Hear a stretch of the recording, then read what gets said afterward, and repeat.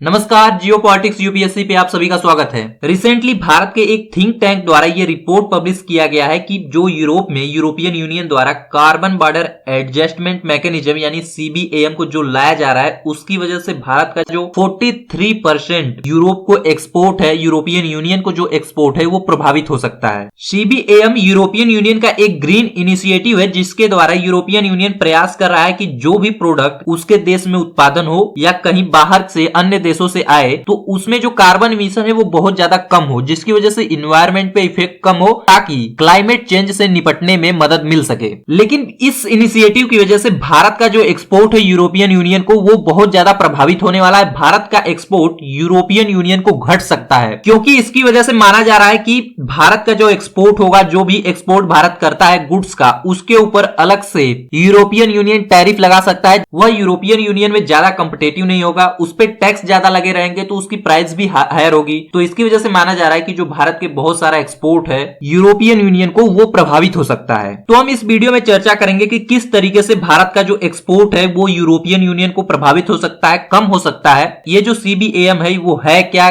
European union इसको किस लिए ला रहा है, इसके अंतर्गत यूरोपियन यूनियन क्या काम करने वाला है, जिसको लेकर के डेवलपिंग कंट्रीज बहुत ज्यादा इसका विरोध कर रही है। भारत ने भी यूरोपियन यूनियन के सामने अपना विरोध दर्ज करवाया है इस इनिशिएटिव को लेकर के। तो आगे बढ़ने से पहले यदि आपने अभी तक हमारे चैनल को सब्सक्राइब नहीं किया है तो हमारे चैनल को सब्सक्राइब करना न भूलिएगा, साथ ही साथ बेल आइकन को भी प्रेस करना न भूलिएगा। ऑलराइट, तो भारत में दिल्ली बेस्ड एक थिंक टैंक है centre for energy environment and water. इसके द्वारा एक रिपोर्ट पब्लिश किया जाता है जिसमें यह बताया जाता है कि जो यूरोपियन यूनियन द्वारा सीबीएम इनिशिएटिव को लाया जा रहा है पूरे यूरोप में, उसके तहत भारत का जो 43% एक्सपोर्ट है यूरोपियन यूनियन को वो प्रभावित हो सकता है। और इसमें फिलहाल के समय में भारत के सबसे ज्यादा जो प्रोडक्ट्स जो प्रभावित होने वाले होंगे वो होंगे टेक्सटाइल्स, केमिकल्स, कुछ इलेक्ट्रॉनिक प्रोडक्ट्स, प्लास्टिक, साथ ही साथ जो आयरन और स्टील की इंडस्ट्री है वो सबसे ज्यादा प्रभावित होने वाली है इसमें। और यदि हम बात करें कि भारत यूरोपियन यूनियन को कितना एक्सपोर्ट करता है तो डेटा के अनुसार 2021 तक भारत यूरोपियन यूनियन को $46 बिलियन के आसपास का गुड्स एक्सपोर्ट करता था। और जो यूरोपियन यूनियन है वह अमेरिका के बाद भारत का दूसरा सबसे बड़ा एक्सपोर्ट मार्केट है। तो इस रिपोर्ट के आधार पर देखें तो ये पता चलता है कि भारत का जो एक्सपोर्ट है यूरोपियन यूनियन को वो लगभग $20 बिलियन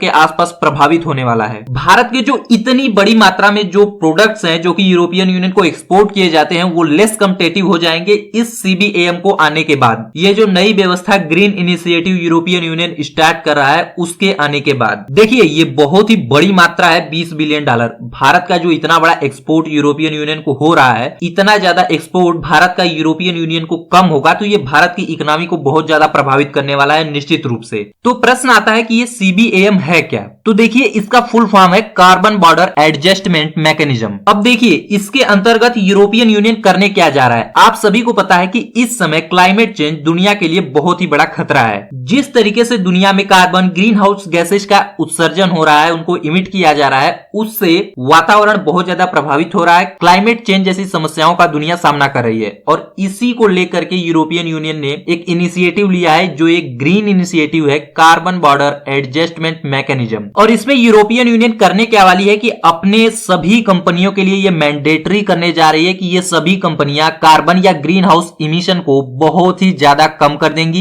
किसी भी तरीके से ये फॉसिल फ्यूल या कार्बन का उत्सर्जन करने वाली ऐसी एनर्जीज का उपयोग नहीं करेंगी या जो कोई प्रोडक्ट होगा उसके प्रोडक्शन में ऐसे कार्बन इमिशन नहीं होंगे। इसके लिए इन सभी कंपनियों को रिन्यूएबल एनर्जी पे शिफ्ट करने के लिए मैंडेटरी कर दिया गया है। यानी मान लीजिए यूरोप में एक कंपनी है ए, ये एक प्रोडक्ट बनाती है जो है बी। अब इस प्रोडक्ट को बनाने में जितना भी कार्बन इमिशन हुआ है यूरोपियन यूनियन इसको देखेगी कि इस प्रोडक्ट को बनाने में इस कंपनी के द्वारा कितना कार्बन इमिशन किया गया है। जितना कम कार्बन इमिशन इस कंपनी के द्वारा किया होगा इस प्रोडक्ट पे उतना ही कम टैक्स लगेगा। साथ ही साथ बहुत ही आसानी से इसको यूरोपियन यूनियन के मार्केट में सेल किया जा सकता है। अब यूरोपियन यूनियन इन्हें अपनी कंपनियों के लिए बनाया है, लेकिन बाहरी कंपनियों का क्या, जो यूरोप से बाहर प्रोडक्ट को प्रोड्यूस करती हैं लेकिन उसमें कार्बन इमिशन होता है। तो उसके लिए यूरोपियन यूनियन ने यह किया है कि यूरोपियन यूनियन की कंपनियों के लिए लेवल प्लेइंग फील्ड बनाने के लिए यह मैंडेटरी कर दिया गया है कि जो भी इंपोर्ट यूरोपियन यूनियन दुनिया के अन्य देशों से करेगा उसमें भी यूरोपियन यूनियन ये देखेगा कि किसी प्रोडक्ट में कार्बन इमिशन कितना अधिक है या कितना कम है। उसके आधार पे यदि किसी प्रोडक्ट में कार्बन इमिशन बहुत ज्यादा होगा, उसको प्रोड्यूस करने में कार्बन का बहुत ज्यादा इमिशन हुआ है, ग्रीन हाउस गैस का बहुत ज्यादा इमिशन हुआ है, तब उस पर यूरोपियन यूनियन अलग से टैक्स इंपोज कर देगा। अब आप इसको भारत के केस में रख के देखिए। मान लीजिए कि भारत में जो स्टील का प्रोडक्शन होता है, आयरन ओर का प्रोडक्शन होता है, आयरन का प्रोडक्शन होता है, उसको भारत यूरोपियन यूनियन को एक्सपोर्ट करता है। अब जो ये स्टील और आयरन का प्रोडक्शन है, इसकी वजह से इन्वायरमेंट में बहुत ही ज्यादा कार्बन ग्रीन हाउस गैसेज को इमिट किया जाता है। अब मान लीजिए कि भारत से एक स्टील का प्रोडक्ट यूरोपियन यूनियन को एक्सपोर्ट किया गया जिसकी कीमत है 100 रुपए। अब यूरोपियन यूनियन जाने पर इस प्रोडक्ट पे कुछ टैक्स लगेंगे। मान लीजिए टैक्स लगने के बाद ये जो प्रोडक्ट है यूरोपियन यूनियन में सेल हो रहा है 105 रुपए में। जो यूरोपियन यूनियन की कंपनियां हैं उसी प्रोडक्ट को बनाने में उनका पूरा खर्चा आया है या उसको सेल कर रही है 110 रुपए में। अब इनका खर्चा इस प्रोडक्ट को प्रोड्यूस करने के लिए इतना ज्यादा इसलिए हुआ क्योंकि ये सभी कंपनियां रीन्यूएबल एनर्जी पे शिफ्ट हो चुकी हैं। इस प्रोडक्ट को प्रोड्यूस करने में ये कार्बन के इमिशन को बहुत ज्यादा कम कर चुकी हैं। लेकिन भारत में फिलहाल के लिए अभी ऐसी व्यवस्था नहीं है, इसलिए भारत सस्ते दर पे इन प्रोडक्ट्स को प्रोड्यूस कर पा रहा है। लेकिन यूरोपियन यूनियन ने अब किया क्या है कि भारतीय कंपनी और यूरोपियन यूनियन की कंपनियों को लेवल प्लेइंग फील्ड बनाने के लिए, अच्छा कंपटीशन बनाने के लिए, बराबर का कंपटीशन बनाने के लिए किया क्या है कि अब जो ये भारतीय प्रोडक्ट होगा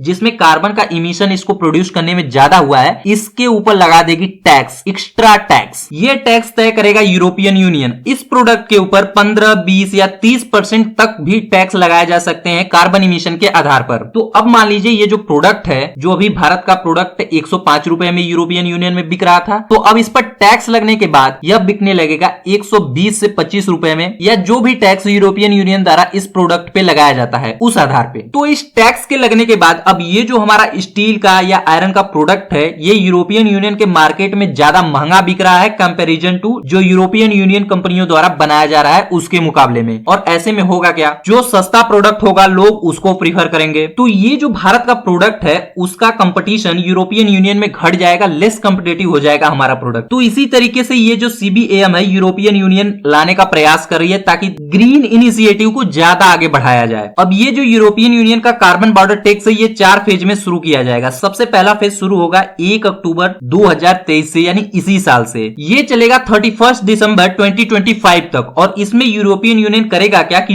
जो भी प्रोडक्ट इंपोर्ट किए जा रहे हैं यूरोपियन यूनियन के द्वारा किसी भी देश से, उससे इस समय में क्वार्टरली रिपोर्ट मांगी जाएगी कि आप जो भी प्रोडक्ट ला रहे हैं यूरोपियन यूनियन में सेल करने के लिए, उसके बारे में बताइए कि इस प्रोडक्ट को प्रोड्यूस करने में कितना ज्यादा इमिशन हुआ है कार्बन का, ग्रीन हाउस का या ऐसी गैसेज का जिसके द्वारा इन्वायरमेंट को नुकसान पहुंच सकता है। इसके बाद दूसरा फेज स्टार्ट होगा जो 1 जनवरी 2026 से स्टार्ट होगा। और इसमें यूरोपियन यूनियन कुछ प्रोडक्ट जैसे एल्यूमिनियम, स्टील या कुछ अदर प्रोडक्ट्स हो गए प्लास्टिक के जैसे, उनके ऊपर टैक्स लगाना स्टार्ट कर देगा कि जिन भी प्रोडक्ट्स में इनमें जिस भी तरीके से कार्बन इमिशन हो रहा है, इनके ऊपर अब अलग से टैक्स लगाए जाएंगे, तभी ये यूरोप के मार्केट में जाएंगे। अब जाहिर सी बात है इन सब के ऊपर ज्यादा टैक्स लगाया जाएगा तो यूरोपियन यूनियन मार्केट में ये लेस कॉम्पिटिटिव हो जाएंगे। इसके अलावा तीसरा फेज चलेगा 2026 से लेकर 2034 तक। धीरे धीरे प्रोडक्ट्स की संख्या बढ़ाई जाएगी जिसमें कार्बन बॉर्डर टैक्स लगाया जाएगा। इसके बाद जो लास्ट फेज होगा 2034 के बाद, इसके बाद सभी प्रोडक्ट्स के ऊपर, जो भी प्रोडक्ट्स यूरोपियन यूनियन इंपोर्ट कर रहा है किसी भी देश से, इन सभी के ऊपर कार्बन बॉर्डर टैक्स लगा दिया जाएगा। यानी किसी भी प्रोडक्ट में जिस भी तरीके से कार्बन का इमिशन हुआ है, ग्रीन हाउस गैस का इमिशन हुआ है, इसके ऊपर पूरी तरीके से टैक्स लगा दिया जाएगा। अब देखिए शुरुआत में भारत के कौन कौन से प्रोडक्ट होंगे जो प्रभावित होने वाले हैं। तो इनमें सबसे ज्यादा होगा आयरन ओर, आयरन स्टील या aluminium, cement, hydrogen, fertilisers, electrical energy. ये सभी जो प्रोडक्ट्स हैं ये प्रभावित होने वाले हैं क्योंकि भारत इन सब का ज्यादा एक्सपोर्ट करता है यूरोपियन यूनियन को। और इन सभी को प्रोड्यूस करने में कार्बन डाइऑक्साइड बहुत ही ज्यादा इमिट होता है। और यदि हम बात करें कि यूरोपियन यूनियन पूरी दुनिया से इन प्रोडक्ट्स का कितना ज्यादा आयात करता है, उसमें भारत का कितना परसेंटेज है, तो जो आयरन ओर है ये लगभग भारत यूरोपियन यूनियन को 20% के आसपास एक्सपोर्ट करता है। स्टील के प्रोडक्ट 20%, केवल आयरन और स्टील को भारत यूरोपियन यूनियन को लगभग 32% के आसपास एक्सपोर्ट करता है। इसके अलावा एल्यूमिनियम के प्रोडक्ट्स हैं जो कि भारत यूरोपियन यूनियन को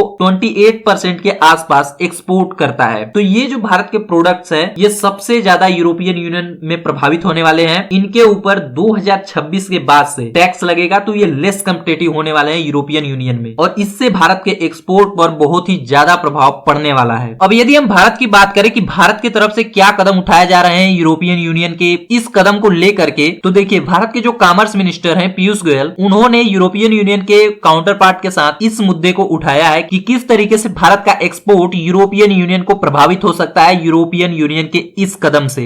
ये जो कदम यूरोपियन यूनियन के द्वारा उठाया जा रहा है ये इन्वायरमेंट के लिए तो ठीक है, लेकिन डेवलपिंग कंट्रीज के लिए ये अच्छा नहीं है। और डेवलप्ड और डेवलपिंग कंट्रीज के बीच में इस तरीके से लेवल प्लेइंग फील्ड नहीं बनाया जा सकता है, क्योंकि डेवलप्ड कंट्रीज जो है वो कैपेबल है, उनकी कंपनियां कैपेबल है इन सब चीजों को झेलने के लिए, लेकिन डेवलपिंग कंट्रीज की कंपनियां या डेवलपिंग कंट्रीज रिन्यूएबल एनर्जी के मामले में इतनी ज्यादा कैपेबल अभी हुई नहीं है। हालांकि भारत ने ये जरूर तय किया है कि भारत कार्बन इमिशन को कम करेगा, और भारत ने ये टारगेट भी तय किया है कि 2070 तक नेट जीरो इमिशन वाला देश बन जाएगा। लेकिन ये बहुत ही ज्यादा समय है। भारत क्लाइमेट चेंज को लेकर तो सतर्क तो है ही, लेकिन यूरोपियन यूनियन का ये कदम भारत के बिजनेसेस को यूरोपियन यूनियन में प्रभावित कर सकता है, और जो बहुत ही ज्यादा प्रभावित करने वाला है। इसलिए भारत के जो कॉमर्स मिनिस्टर हैं उन्होंने यूरोपियन यूनियन के साथ इस मुद्दे को डिस्कस किया है। हालांकि यहाँ पर हम आपको बताते चले कि भारत अपने देश में कार्बन इमिशन को कम करने के लिए, रिन्यूएबल एनर्जी को बढ़ावा देने के लिए बहुत सारे कदम उठा रहा है। भारत ने अपने देश में कार्बन इमिशन को कम करने के लिए कार्बन क्रेडिट ट्रेडिंग स्कीम को भी लॉन्च किया है, जिसके तहत ये प्रावधान बनाया गया है कि भारत में धीरे धीरे इस स्कीम को बहुत ज्यादा आगे बढ़ाया जाएगा, जिससे भारत में कार्बन इमिशन को कम किया जा सकता है। तो अब देखिए यूरोपियन यूनियन निश्चित तौर से ये जो कानून ग्रीन इनिशिएटिव ला रही है ये यूरोपियन यूनियन के सभी देशों में लागू होने वाला है, तो भारत इसमें बहुत ज्यादा कुछ कर नहीं सकता है। तो प्रश्न ये आता है कि अब भारत को करना क्या चाहिए, क्योंकि इससे भारत का जो एक्सपोर्ट है यूरोपियन यूनियन को वो बहुत ज्यादा घट सकता है। इससे भारत के बिजनेसेस भी प्रभावित हो सकते हैं, भारत का जो